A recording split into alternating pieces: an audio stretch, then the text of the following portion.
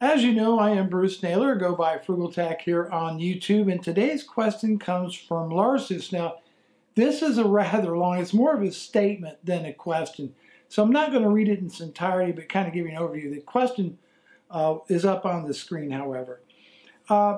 Larsus goes on to say that he started out in school on Macs and then moved to Windows. He's been devoted to Windows and Microsoft products for a number of years.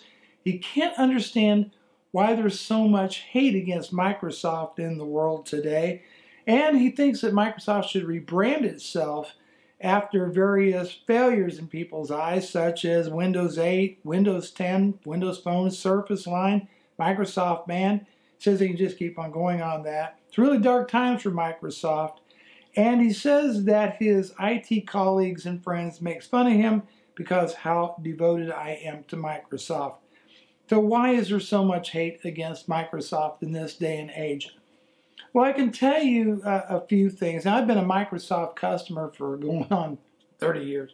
Long time, since the days of MS-DOS. They've always had their detractors. There's always been people out there that Microsoft can't do a single thing right in their eyes. And I think today we also see a number of IT professionals is a little bit more than unhappy with Microsoft because they built a practice around serving small business customers with the Microsoft Small Business Server product, and Microsoft essentially took all that business away and direct through the cloud. Now you get Exchange in the cloud and Office 365 and all these services that used to require an on-premise server and a highly skilled person that knew their way around setting up Exchange SQL Server, SharePoint, all these things. That business is gone. A lot of these people are pretty unhappy about it. Much like an iceberg, though, about 75% of the business Microsoft does, the average consumer will never see. And that's in things like infrastructure. That's dealing with their server products, that's dealing with Exchange, SQL, Azure. And of course, Microsoft is doing pretty well with its cloud products, including Office 365. So the enterprise still continues to embrace Microsoft because really, for all practical purposes, there's not always any better solution out in the marketplace. Now, as far as Xbox One being a failure, it's getting better for Xbox One. They just screwed up the launch of this thing in a lot of different ways by marketing it as, with the Kinect thing and how they were going to have these draconian policies on owning and selling used games. They made a lot of mistakes in the beginning. The price was a little too high. A lot of people didn't want Kinect. But now I think that they're getting on track now. And when the smoke clears, I think ultimately it will be a success. I'm not sure why you would think Windows 10 is a failure. I personally don't see it that way. Most tech journalists don't see it that way. There are some rocky things here and there, but for the most part, I think Windows 10 is a fabulous operating system. I knew Windows 8 was going to be a failure in the very beginning. Made a video that said so, and I got laughed at. I had people tell me I didn't know what I was talking about. But I think I've been proven right all along about that. As far as the phone, yeah, that's where Microsoft seems to be having its biggest stumbling block is in the world of mobile, particularly with Windows Phone.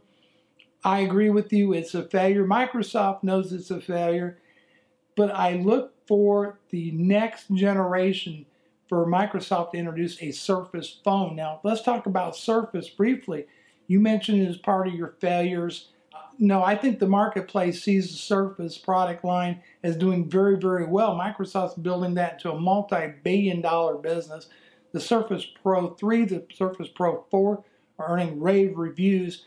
I don't know so much about the Surface Book, how that's going to pan out, but I do know the Surface line has got a very good name behind it, so I don't look at it any kind of failure.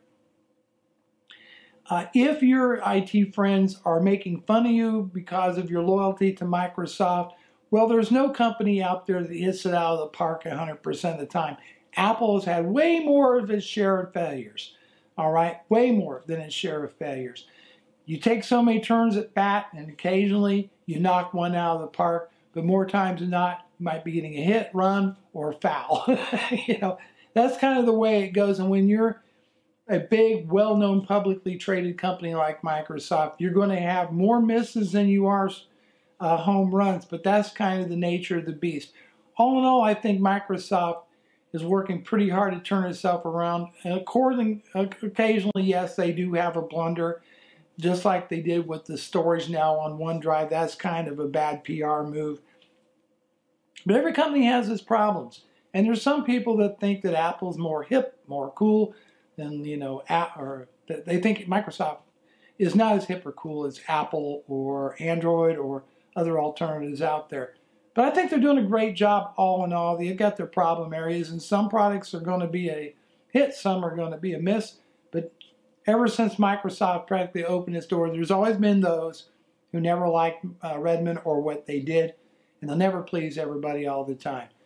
If you like Microsoft products, then stick with them and don't worry about what other people are saying, or you might want to get some specifics as to what their problem is with Microsoft and have an honest debate. So that's it. Until the next one, everybody.